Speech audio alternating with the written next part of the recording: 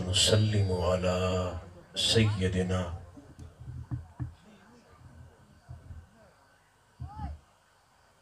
حبيبنا وشفينا مولانا وملجأنا ومأوانا محمد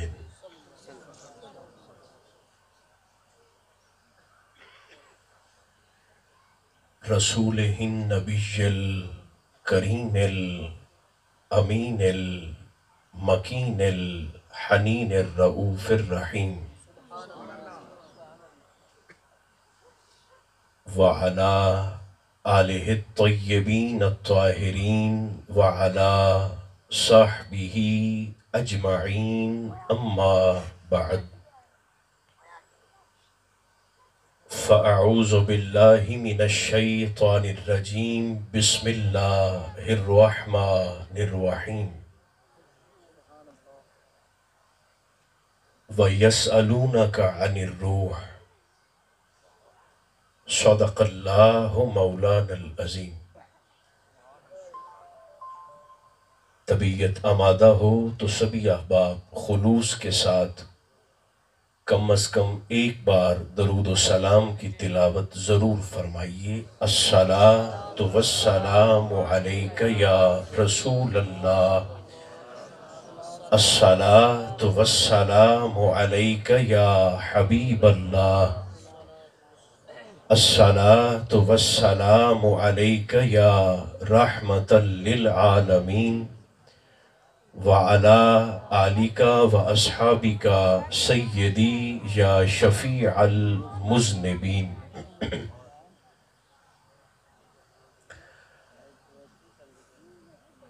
اللہ تبارک و تعالی جل مجدہ العظیم کی حمد و ثنا حضور نبی محترم رسول محتشم رحمت عالم صلی اللہ علیہ وآلہ وبارک وسلم کی ذات بے کس پناہ پر بے شمار نذرانہ ہائی صلاۃ و سلام عرض کرنے کے بعد ہم سب کی نگاہوں کا مرکز میرے محبوب و محترم زیب مسند صدارت سادات کرام انتہائی مقتدر حضرات علماء کرام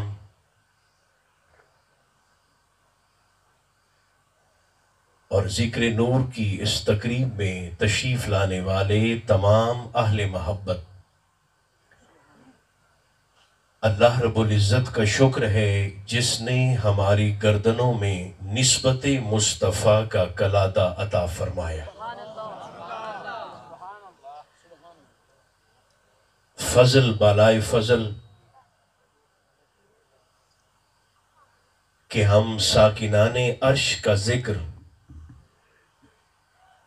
فرش کی پستی سے نہیں بلکہ منبر کی بلندی سے کر رہے ہیں۔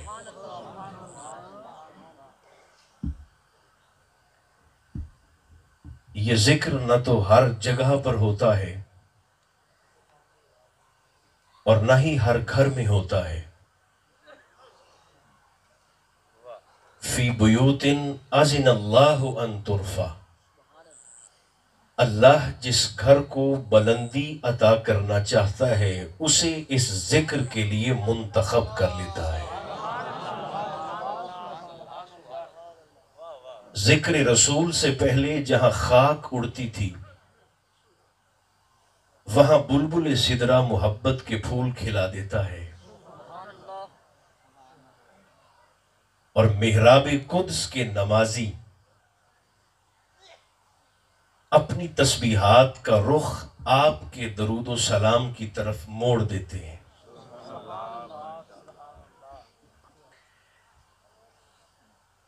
یہ ذکر اتنا بلند ہے کہ امیر کائنات جناب علی مرتضیٰ جو نفس رسول ہیں، نفس رسول کا معنی یہ ہے کہ محبوب ظاہراً مصطفیٰ ہیں، اندر سے مرتضیٰ ہیں۔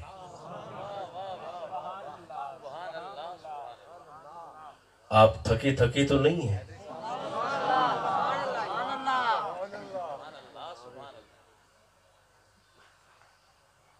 اور یہ نفس رسول اتنا طاقتور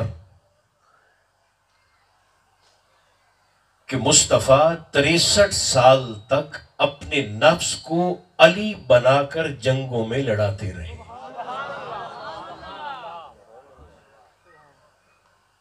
ذکر مصطفیٰ کی عظمت دیکھیے گا، عجیب تحقیق ہے۔ میں توجہ کا طالب ہوں۔ جناب علی مرتضیٰ نے سرکار کی 63 سالہ ظاہری حیات طیبہ میں حضور علیہ السلام کے سامنے فضیلت نبی پر ایک لفظ نہیں کہا۔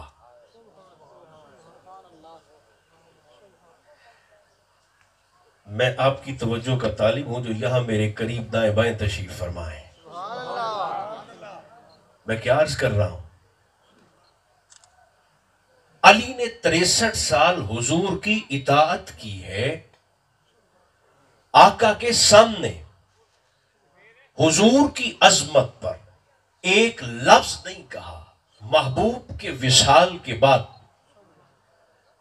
کچھ لوگ جمع ہو کر سرکار علی مرتضیٰ کی خدمت میں حاضر ہوئے اور یہی سوال عرض کیا کہ ہم نے آپ کی زبان اطہر سے حضور کی بارگاہ میں مصطفیٰ کے سامنے عظمت رسالت پر ایک لفظ نہیں سنا، حضور وجہ کیا ہے؟ ذکر کی بلندی دیکھیے، علی فرمانے لگے میں حضور کے سامنے سرکار کی فضیلت بیان کیسے کرتا جبکہ حضور میرے سامنے تشریف فرما ہوتے، علی مصطفیٰ کی ہیبت سے مر نہ جاتا۔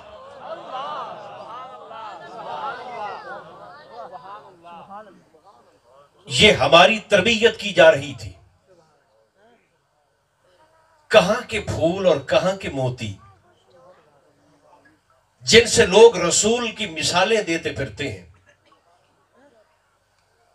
جناب علی مرتضیٰ قیامت کی صبح تک آنے والے ہر صاحب منبر اور ہر صاحب فراش کی تربیت کرنا چاہتے تھے کہ جب بھی رسول خدا کا ذکر کرو، جب بھی لوگوں کو مصطفیٰ کی عظمت کا درس دو، نبی کی ہیبت کو نگاہوں کے سامنے رکھنا، مصطفیٰ کے رعب کو نظروں کے سامنے رکھنا۔ ایک بات یاد رکھیے گا، یہ منبر نہیں ہوتا، یہ کٹہرا ہے جہاں نیت سے لے کر آپ کے ایک ایک لفظ اور ایک ایک جملے تک کا قدرت بھاؤ کر رہی ہوتی ہے۔ علی مصطفیٰ کے سامنے حضور کا ذکر کیسے کرتا؟ میں نبی کی ہیبت سے مر نہ جاتا۔ لوگوں نے کہا حضور اب تو سرکار کا ظاہراً وصال ہو گیا، اب عظمت مصطفیٰ پر کچھ فرما دیجئے۔ ادھر دیکھنا، لوگوں نے اصرار کیا، لوگوں نے زور ڈالا اور محبت کے ساتھ درخواست کی، آقا اب تو حضور بظاہر سامنے موجود نہ ہیں، اب عظمت مصطفیٰ پر کچھ فرمائیے، حضور کی فضیلت پر کچھ کہیے۔ جناب علی مرتضیٰ یا محمد یا محمد یا محمد کہتے کہتے اتنا جھک گئے کہ دیکھنے والوں کو لگا جیسے سرکار سجدہ کر رہے ہیں۔ پھر اچانک علی نے سر کو اٹھایا اور مسکرا کر لوگوں سے کہنے لگے مجھے اس سے زیادہ محمد آتا نہیں ہے۔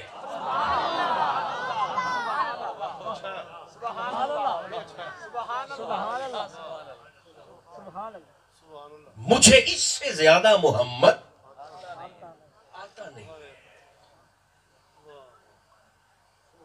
یہ پلاسٹک کے پھول نہ سمجھنا، یہ اندر کی خوشی ہے جو باہر نکلتی ہے۔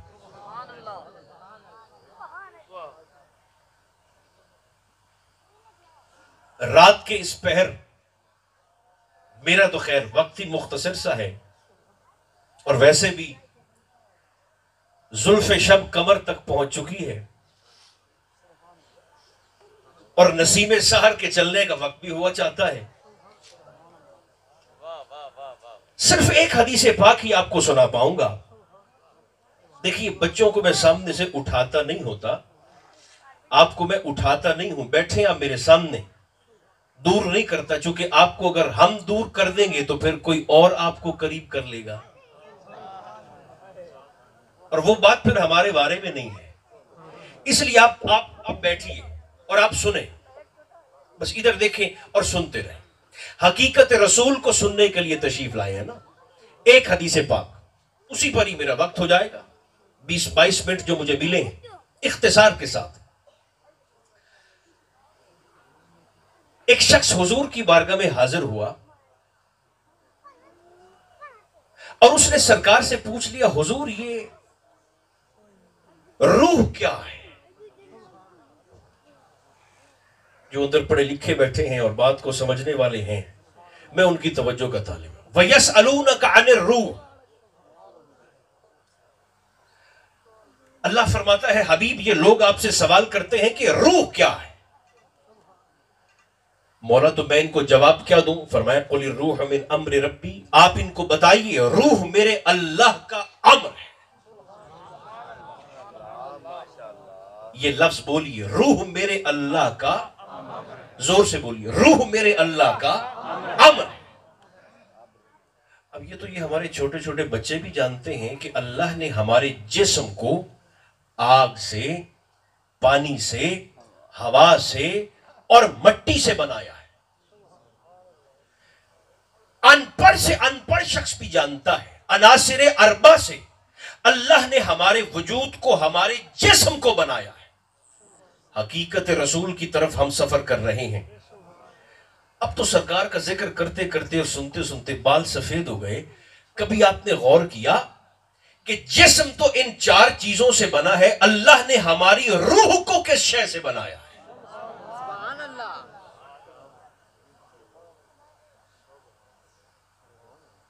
روح کا جوہر کیا ہے؟ روح کس شے سے بنی ہے؟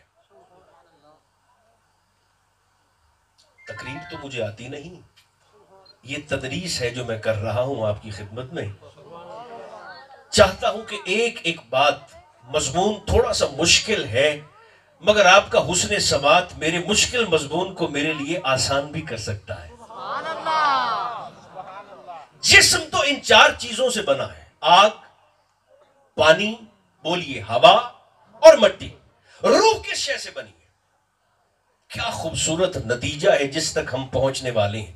وَيَسْأَلُونَكَ عَنِ الرُّوحِ، میرے نبی یہ آپ سے سوال پوچھتے ہیں کہ حضور روح کیا ہے؟ تو آپ انہیں بتائیے کہ روح میرے اللہ کا امر ہے۔ سوال کرنے والے نے ہاتھ جوڑے، نوجوانوں میرے ساتھ چلنا، ہاتھ باندھ کر کہنے لگا حضور یہ امر ربی کیسا ہے؟ یہ اللہ کا امر کس شے سے بنا ہے؟ میرے نبی نے فرمایا کچھ اجزاء ہیں، کچھ جوہر ہیں جن کے ملنے سے اللہ نے تمہاری روح کو بنایا۔ اس نے کہا حضور پھر یہ مشکل کشائی بھی آج فرما کر بتا دیجئے کہ وہ جواہر کون سے ہیں جن سے اللہ نے ہماری روح کو بنایا ہے۔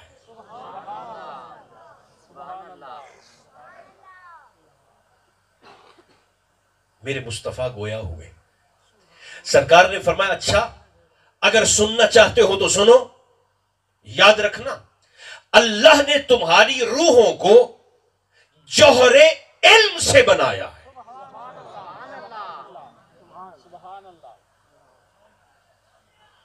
بس 2-4 بندے مجھے چاہیے جن کی توجہ سے مجھے تسلی رہے کہ میرا مضمون پہنچ رہا ہے۔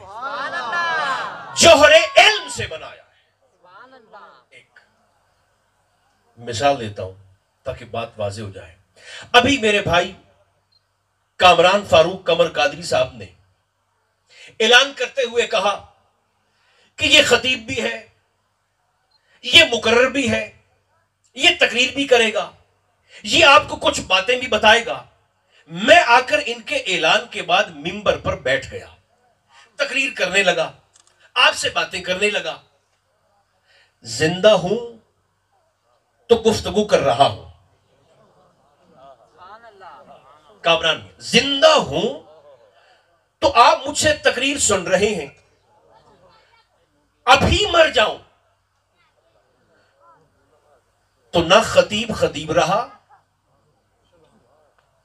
نہ مولوی مولوی رہا, نہ عالم عالم رہا, نہ مقرر مقرر رہا, نہ مفتی مفتی رہا, نہ پیر صاحب رہے. زندہ ہوں تو آپ مجھ سے خطاب سن رہے ہیں, ابھی روح نکل جائے تو آپ بات تو نہیں سن سکیں گے. میں نے آپ سے سوال کیا, بھئی میں تو وہی ہوں جو 10 منٹ پہلے تھا. سبحان اللہ. جو واہ واہ کر رہے ہیں میری طرف سے آپ کو واہ واہ ہے. سبحان اللہ. میں تو وہی ہوں جو 1 گھنٹہ پہلے تھا. 1 گھنٹہ پہلے میں خطیب بھی تھا, میں عالم بھی تھا, میں مدرس بھی تھا. اب کیا ہوا؟ تو کہا جائے گا کہ آپ کے اندر سے صرف روح رخصت نہیں ہوئی, جوہر علم رخصت ہو گیا. سبحان اللہ. بس میں ممبر چھوڑنے لگا. جوہر علم رخصت ہو گیا. ایک دلیل دوں علماء کے لیے, اگر روح نکلنے کے بعد انسان جاہل اور بے علم نہ ہوتا تو میرے نبی کیوں حکم دیتے کہ میت کو تلقین کرو؟ سبحان اللہ. لقنوا امواتکم, اپنے مردوں کو تلقین کرو. حضور یہ تو مفتی صاحب تھے, حضور یہ تو شیخ الحدیث تھے, حضور یہ تو شیخ القرآن تھے, یہ تو ہزارہا علماء کے استاد تھے, اسے تلقین کیا کریں؟ سرکار نے فرمایا جب تک روح تھی تب تک تھے. سبحان اللہ. اب روح نکل گئی, روح نہیں نکلی, جوہر علم نکلا. فرمایا اب اس بیچارے کو یاد دہانی کرواؤ کہ تمہارا رب اللہ ہے, تمہارا دین اسلام ہے, اور تمہاری کتاب قرآن ہے. سبحان اللہ. سبحان اللہ. آپ غور فرما رہے ہیں یا نہیں فرما رہے میری گزارشات پر؟ سبحان اللہ. سبحان اللہ. اب اسے تلقین کرو. ایک کیا خوبصورت حقیقت مصطفیٰ کی طرف یہ سفر ہے. جو جاگ رہے ہیں اور سیکھنے اور سننے کا فن جانتے ہیں اور شوق رکھتے ہیں, میرے نبی نے فرمایا تمہاری روح جوہر علم سے بنی ہے. ایک, عامر میاں یہ چھوڑ دیجئے, لوگ پھر آپ کی طرف توجہ کرتے ہیں. بیٹے آپ بھی ہٹ جائیں, چھوڑ دیں, بیٹھ جائیں, سن لیں. جوہر علم ایک. میرے نبی نے فرمایا پھر اللہ نے تمہاری روحوں کو جوہر خوشبو سے بنایا ہے. سبحان اللہ. ابھی زندہ ہوں تو جسم سے خوشبو آ رہی ہے, ابھی مر جاؤں تو پوری محفل کہے گی بھئی جلدی کرو, خراب کرنا ہے. ابھی جسم سے تعفن اور بدبو شروع ہو جائے گی. تو میں نے کہا میں تو وہی ہوں جو 1 گھنٹہ پہلے تھا. 1 گھنٹہ پہلے میرے جسم سے خوشبو تھی, اب آپ کو میرے جسم سے بدبو آنے کا ڈر اور خدشہ پیدا ہو گیا. کیوں؟ تو آپ کہیں گے تیرے جسم سے جوہر خوشبو رخصت ہو گیا. سبحان اللہ. روح نہیں گئی, جوہر خوشبو رخصت ہو گیا. 2, میرے نبی نے فرمایا پھر اللہ نے تمہاری روحوں کو جوہر حریت سے بنایا ہے. حریت کا معنی ہے آزادی. جسم قید ہو سکتا ہے, روح قید نہیں ہو سکتی. آپ کے ذوق کی مثال دوں, جسم تو اڈا کھجی والے پر لٹن میں 4 دیواری کمرے کی, بیڈ روم کی 4 دیواری کے اندر بیڈ پر لیٹا ہے. جسم تو پاکستان میں بیڈ روم کی 4 دیواری میں بستر پر قید ہے. روح اتنی آزاد کہ کعبے سے بھی ہو آئی, سبحان اللہ. سبحان اللہ. مدینہ سے بھی ہو آئی, کربلا سے بھی ہو آئی. روح اتنی آزاد کہ جو فوت ہو کر اگلے جہان جا چکے ہیں ان سے اگلے جہان جا کر ملاقات بھی کرائی. سبحان اللہ. آپ غور فرما رہے ہیں یا نہیں فرما رہے؟ سبحان اللہ. بس جملہ میں نے ایک ہی سنانا ہے آپ کو، فرمان اپنے مصطفیٰ کا. اس کے لیے یہ ساری باتیں آپ کی خدمت میں عرض کر رہا. سرکار نے فرمایا، سب کا دوہرا دیتا ہوں تاکہ میرے ساتھ ساتھ چلیں. جوہر علم سے بنی ہے تمہاری روح، جوہر خوشبو سے بنی ہے تمہاری روح، جوہر حریت آزادی سے بنی ہے تمہاری روح. چوتھا جوہر، ہم بالکل قریب آ گئے. حضور نے فرمایا اللہ نے تمہاری روحوں کو جوہر ارتقاء سے بنایا ہے. میں عرض کرتا ہوں کہ آسان بات ہو جائے. ارتقاء کا معنی کیا ہے؟ یاد رکھیے، ذکر میلاد میں تشریف لانے والے میرے قابل عزت احباب، جسم نہیں بڑھتا، یہ مٹی ہے. پنڈا نہیں بددا، مٹی ہے. روح اس کو بڑھا کر اس کی نشو و نما کرتی ہے. مثال دوں، یہ روح اگر 10 سال کے بچے کے جسم سے نکل جائے اور 10 سال کے بچے کا جسم آپ جا کر قبر میں رکھ دیں، 1000 سال بھی پڑا رہے بچے کا جسم نہیں بڑھے گا. تھوڑی سی ہمت آپ کو خود بھی کرنا پڑے گی. جسم نہیں بڑھنا ہوتا تو قبر میں بچے کا جسم بڑھ جاتا. جسم نہیں بڑھتا، روح بڑھتی ہے. روح جسم کی نشو و نما کر کے ارتقاء دے کر، ترقی دے کر جسم کو اور عقل کو کامل کرتی چلی جاتی ہے. 4. پانچواں اور آخری جوہر جو میرے مصطفیٰ اس کو سکھا رہے ہیں، اس کو بتا رہے ہیں. فرمایا اللہ نے تمہاری روح جوہر بقا سے بنائی ہے. میرا جی چاہتا ہے ایک بار آپ سرکار کے فرمان کے استقبال کے لیے زور سے نہیں کہتے سبحان اللہ؟ شکریہ. جوہر بقا. بقا کا معنی یہ ہے جسم فنا ہو سکتا ہے، روح فنا نہیں ہو سکتی. ہاتھ ٹوٹے گا تو جسم کا ٹوٹے گا، روح کا نہیں ٹوٹے گا. ٹانگ کٹے گی تو جسم کی کٹے گی، بولیے روح کی نہیں کٹے گی. کاش کہ یہ میرے قریب والے بولے تو پھر مجھے اور مزہ آ جائے. سبحان اللہ. سر کٹے گا تو جسم کا کٹے گا، روح کا نہیں کٹے گا. حضور نے فرمایا اب میں دہرانے لگا ہوں تاکہ میں پھر نتیجے کا جملہ عرض کروں اور پھر میں منبر کو چھوڑ دوں. حقیقت رسول کو سمجھیے گا، اپنے مصطفیٰ کی شان کو سمجھیے جن کی خاطر نیند کو قربان کر کے یہاں پر آپ تشریف فرما ہیں. حضور سے پوچھا گیا حضور یہ روح کیا ہے؟ فرمایا اللہ کا امر. حضور یہ کس شے سے بنا ہے؟ فرمایا علم سے بنا ہے، خوشبو سے بنا ہے، حریت سے بنا ہے، بقا سے بنا ہے، ارتقاء سے بنا ہے. یہ کہہ کر کامران میاں میرے مصطفیٰ ایک لمحے کے لیے رکے اور سرکار نے اس شخص کا چہرہ دیکھا. فرمایا یاد رکھنا جن چیزوں سے، جن جواہر سے اللہ نے تمہاری روحوں کو بنایا ہے، ان جواہر سے رب نے میرے اور میرے اہل بیت کے جسموں کو خلق فرمایا. تمہاری روح علم والی، ہمارے بدن علم والے. تمہاری روح خوشبودار، ہمارے جسم خوشبودار. تمہاری روحوں کو بقا ہے، ہمارے جسموں کو بقا ہے. یہ حدیث پہنچ گئی تو پھر آج کے بعد کوئی بھی شخص تھوڑی کے نیچے ہاتھ دے کر حیران ہو کر یہ سوال نہ پوچھے کہ حسین کٹے ہوئے سر کے ساتھ نیزے پہ تلاوت کیسے کر رہے تھے. سبحان اللہ.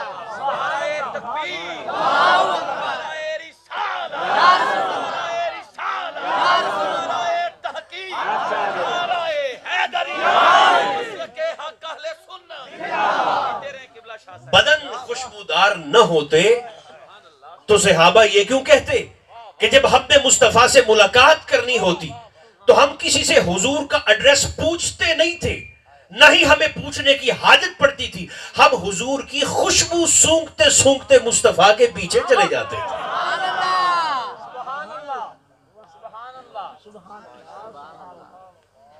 بڑے بڑے دلائل تو آپ کو علماء دیں گے، میں تو سادہ سی بات کرتا ہوں۔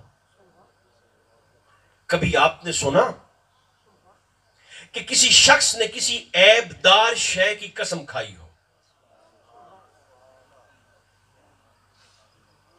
اتنے بڑے مجمع میں صرف 2 بندوں نے نہیں کہا۔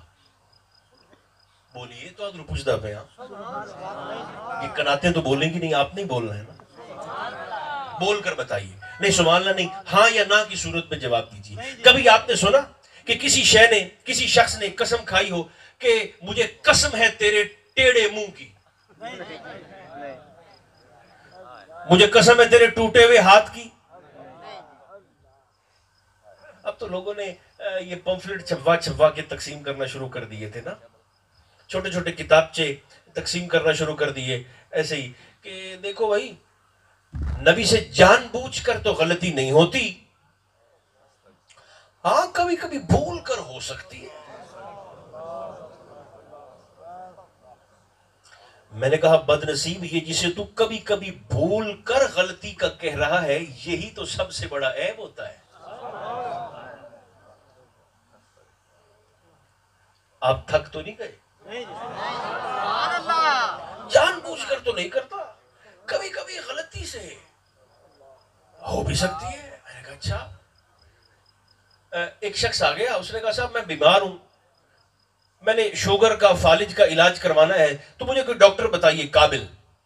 میں نے کہا ایک سے ایک شاندار ڈاکٹر ہے، بڑے قابل ہے ڈاکٹر صاحب، جاگتے رہنا ذرا۔ آکسفورڈ کے، کیمبرج کے شاندار پڑھے ہوئے، یورپ کی ڈاکٹریٹ کی بڑی بڑی ڈگریاں ان کے پاس، تھوڑے سے مہنگے۔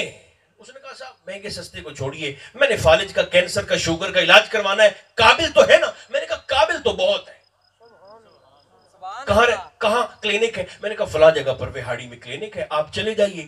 وہ جانے لگے، جیسے ہی ان کے قدم اٹھے تو پیچھے سے ہم نے کہا بھئی دیکھیے قابل تو وہ ہیں، مگر ڈاکٹر صاحب میں ایک نقص ہے، ایک عیب ہے۔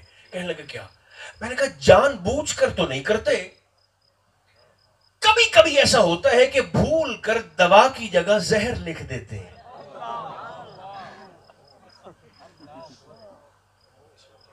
اٹھتے ہوئے قدم رک گئے۔ میں نے کہا میں تو نہیں جاتا۔ میں نے کہا کیوں نہیں جاتے؟ تو کہنے لگا اگر اس کبھی کبھی میں بھی آ گیا۔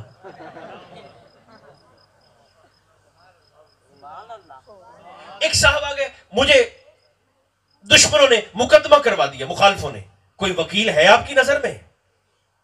میں نے کہا ہے، بیرسٹر ہے، بار ایٹ لا ہے، باہر سے پڑھ کے آیا ہے، وکالت کی اعلیٰ ڈگری اس کے پاس ہے، فلاں جگہ چیمبر ہے، چلے جائیے۔ وہ جانے لگے تو ہم نے پیچھے سے کہا بھی دیکھیے قابل تو بہت ہیں، مگر ان میں ایک عیب ہے، جان بوجھ کر تو نہیں کرتے۔ کبھی کبھی ایسا ہوتا ہے کہ جج کے سامنے مدعی کا ساتھ چھوڑ کر ملزم کا ساتھ دینے لگ جاتے ہیں۔ کہنے لگا مجھے تو نہیں چاہیے ایسا وکیل۔ ایک صاحب آ گئے، مجھے ڈرائیور چاہیے۔ میں نے کہا مل جائے گا، 25-30 سال کا اس کا تجربہ ہے۔ اس نے کہا تنخواہ میں منہ مانگی دوں گا۔ میں نے کہا ٹھیک ہے لے جائیے، یہ ڈرائیور ہے۔ جب جانے لگے تو میں نے کہا اس میں ایک خامی ہے، جان بوجھ کر تو نہیں کرتا۔ کبھی کبھی ایسا ہوتا ہے کہ بھول کر جب روڈ پر ٹریفک کا رش ہو تو جہاں بھول کر، جہاں اس نے بریک دبانی ہونا وہاں ریس دے دیتا ہے،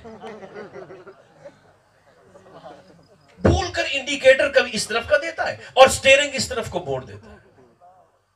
تو ان کا رکھ لیں، مجھے تو نہیں چاہیے اس طرح کا۔ اب جن لوگوں کو تقریر سننے کا فن آتا ہے، کرنے کا نہیں، سننے کا، بات سننے کا فن ہے، وہ ذرا سر اٹھائیے۔ آپ ایسا ڈاکٹر نہیں رکھتے جو کبھی کبھی بھول جائے،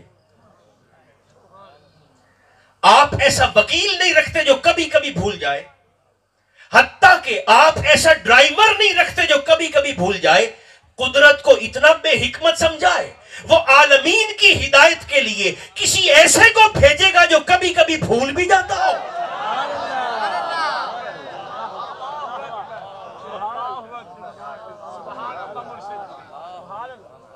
یہ بھولن دا عیب ہے.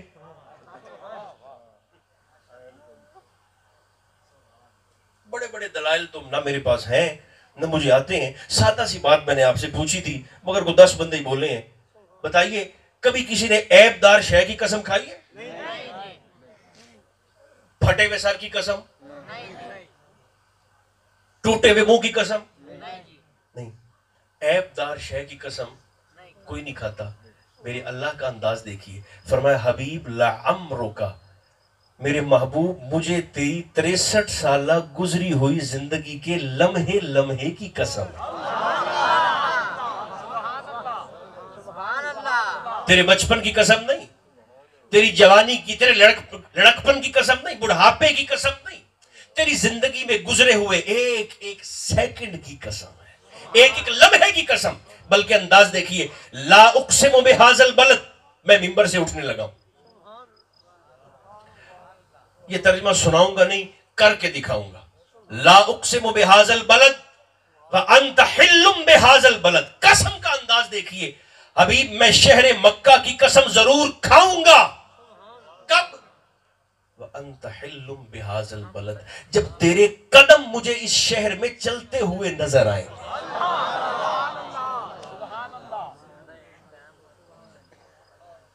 لوگ سر کی قسم کھاتے ہیں, قدموں کی قسم کون کھاتا ہے؟ دیکھیں نا, جس جسم میں ہاتھ ہے اسی جسم میں پیر بھی ہے. مثال دیتا ہوں, ایک شخص آئے, ادھر دیکھیے گا, آ کر نا سامنے کھڑا ہو کر دونوں ہاتھ ایسے ماتھے پر رکھ کر کہے السلام علیکم, اور سامنے والا ایسے اپنا پیر ہلا کر کہہ دے وعلیکم السلام. وہ کہے گا بڑا بدتمیز ہے, میں ہاتھ سے سلام کرتا ہوں, یہ پیر سے جواب دیتا ہے. میں نے کہا آپ کو غصہ کس بات کا ہے؟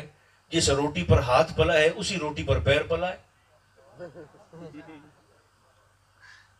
میں سمجھا نہیں پا رہا. جس جسم میں ہاتھ ہے اسی جسم میں پیر ہے.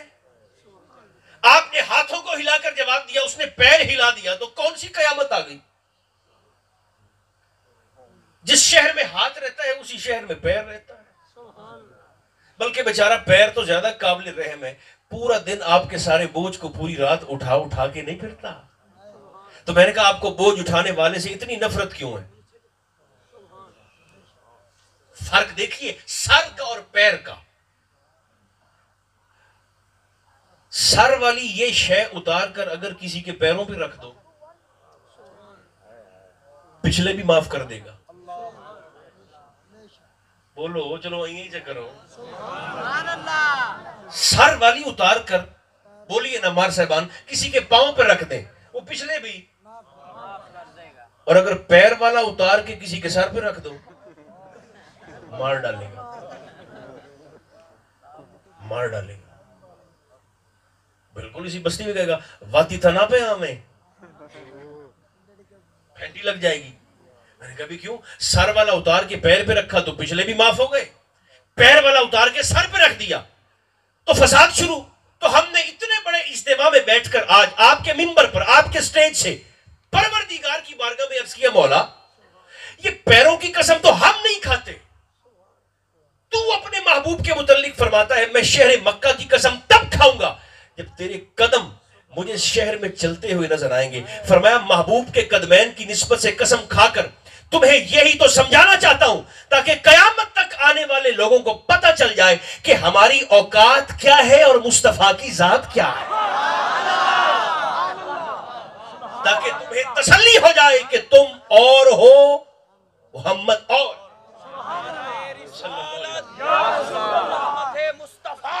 رسول تو ویسے ہی سونا ہوتا ہے میرے بھائیوں, مجھے اجازت دیجیے, رسول تو ویسے ہی سونا ہوتا ہے.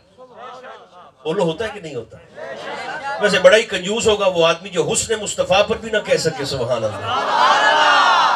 رسول تو سونا ہوتا ہے, اور اتنا سونا کہ حسن یوسف کا بھی حسن مصطفیٰ سے مقابلہ اور موازنہ نہیں بنتا. میرا 1.5 منٹ رہ گیا، آپ کے پاس ہے 1.5 منٹ کی بات سننے کے لیے؟ حسن یوسف کا بھی حسن مصطفیٰ سے نہ موازنہ بنتا ہے نہ مقابلہ بنتا ہے۔ چلیں بات میرے ذہن میں آ گئی ہے بھی ہمارے ذوق کی، میں کہہ دیتا ہوں۔ فرق دیکھیے گا حسن یوسف کا اور حسن مصطفیٰ کا۔ جناب زلیخا بوڑھی ہو گئیں، بال سفید ہو گئے، حسن جاتا رہا، کہانی نہیں سنا رہا، تفسیر قرآن عرض کر رہا ہوں۔ نظر بھی کمزور ہو گئی، بینائی بھی جاتی رہی، رانائی بھی جاتی رہی، دیکھ بھی نہیں سکتی۔ ایک مرتبہ مصر کے بازار میں بیٹھی ہیں، ساتھ کچھ اور خواتین بھی بیٹھی ہیں کہ اچانک بازار سے جناب یوسف کی سواری گزری۔ سبحان اللہ، مارو اخیر جنگی کرے آئے بول کر سرکار یوسف کی نا ایسے سواری گزری۔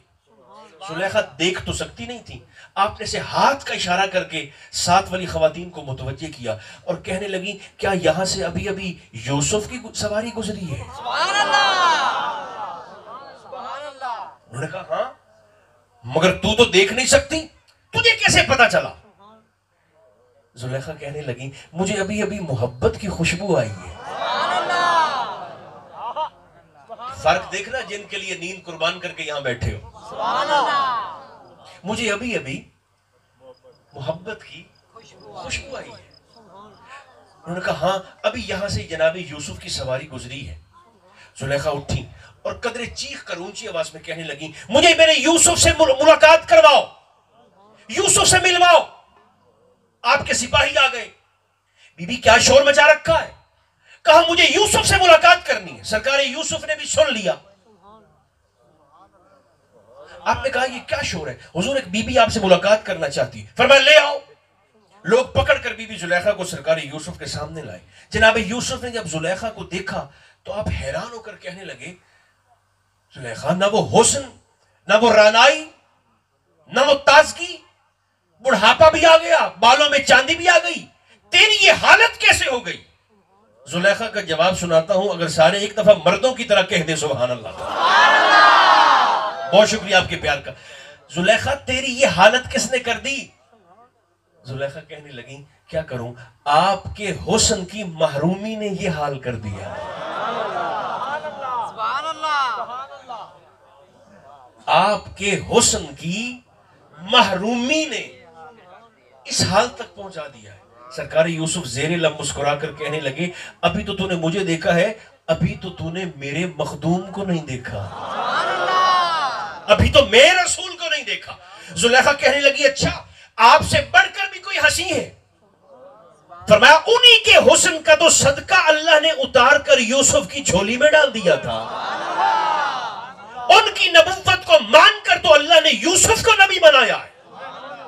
ایک نبی کی زبان سے جب امام الانبیاء کے حسن کی بات سنی تو زلیخا کے دل میں حسن مصطفیٰ کے متعلق ایک لمحے کا پیار جاگا۔ اس سے پہلے کہ یوسف کچھ کہتے جبریل آ گئے۔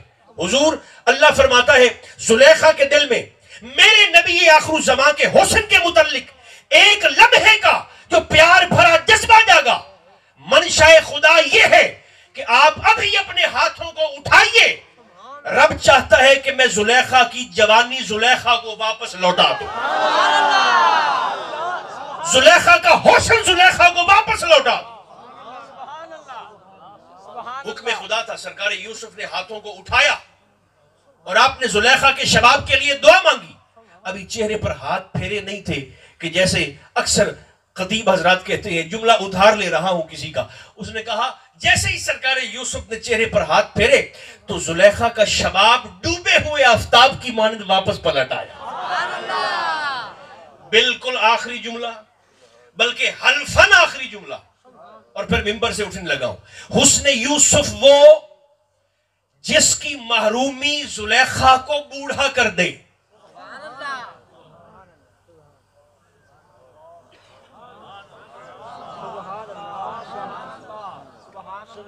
میں خاموش اس لیے ہوں کہ میں گل اپناونی ہے منجامنی نہیں